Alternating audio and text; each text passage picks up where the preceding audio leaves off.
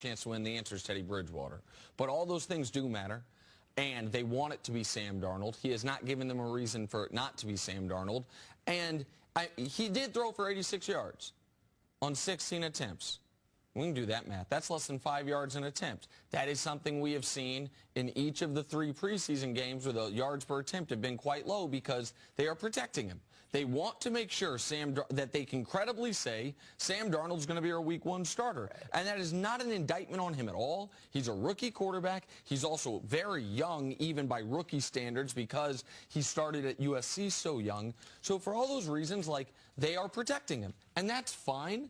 But this is, I mean, Coach Mangini taught me this. Coach Mangini thinks I don't listen to him. I listen to him.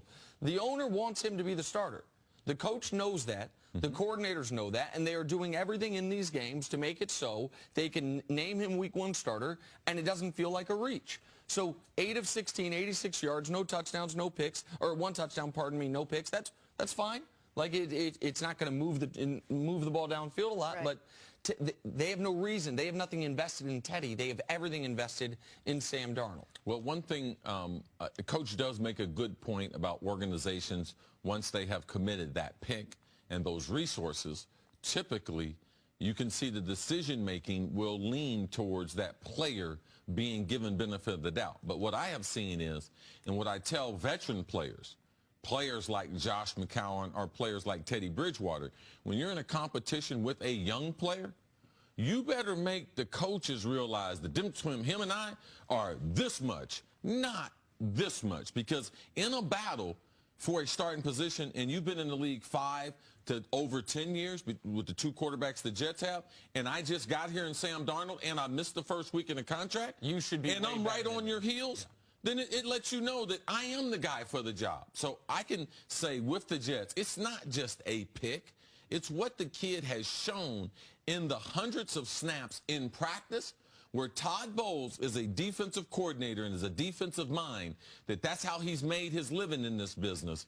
He has put Sam Darnold in very tough situations. Not stuff that we've seen in the preseason, but the stuff that they've done in practice is the reason why Sam Darnold. It's not the stuff from the preseason game.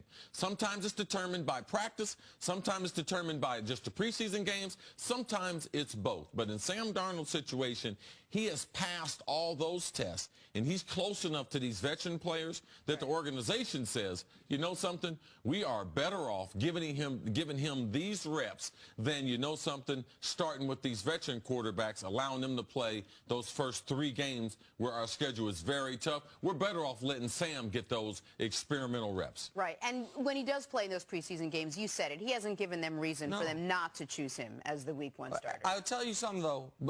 Teddy Bridgewater's given a few teams, particularly one that wears also kind of a greenish color, reason to maybe call about him in Jacksonville. With the way Blake Bortles been playing this preseason, the way Teddy's been playing this preseason, I still think that is an option that they are doing themselves disservice if they do not consider. Colorblind, totally different greens, completely. Well, they're different. both greenish. No, one's like a teal. Okay, well, it's not even close to it. Don't forget they got that new green zone thing on TV. Oh yeah, green zone. Yeah, the yellow line wasn't enough. Give me the green zone. You need to have football players making football executive decisions with TV. Yeah. All right, moving on to Lamar Jackson now. This is purple. Ravens fans have to be happy with what they saw from Lamar Jackson. He had his strongest performance of the preseason over the weekend. Threw for 98 yards, threw for a touchdown, ran for a touchdown, made a few catchy comments after the game. He said he hopes people now know he can throw the ball, too. CeCe, how should the Ravens use Lamar Jackson this season? Well, you have to develop him as a pocket passer. He's going to get in the game and run, like his instincts, because every NFL game, there's opportunities for every quarterback to run. The ones who are pocket passers, they just move in the pocket and decide to get a lane and throw the football. You have to develop him as a pocket passer because his running skills, they are natural. Like you can't develop him as a runner. There's nothing Harbaugh can teach him to run. There's nothing their offense can, hey, you know some kid, back when I used to be in the day, I used to have a little wiggle. No, Lamar's got things that we don't know how to do. You just have to put him in the game and try to create an environment that he can be creative. But if you don't force feed the pocket passing, he's going to scramble and run. And what we're going to see at the beginning part of his career, it's going to be hard for him to be the starter if they do it that way. So keep putting him in situations where he can throw the football. If you see him 3rd down and 10, they drop back in the coverage, drop into the end zone, he drops it off to Devere Posey. Right here, easy 1st or 2nd down throw. They got off coverage on the outside. Right here, he gets flushed out of the pocket to his left. I put the ball in my outside hand to avoid the sack. I catch a guy coming across the middle. Let him keep evolving as a player, but force him to throw the football because his natural running instincts will take over in the game, Nick. They need to put on some Deshaun Watson tape from last year. Deshaun's not quite the electric athlete that Lamar is.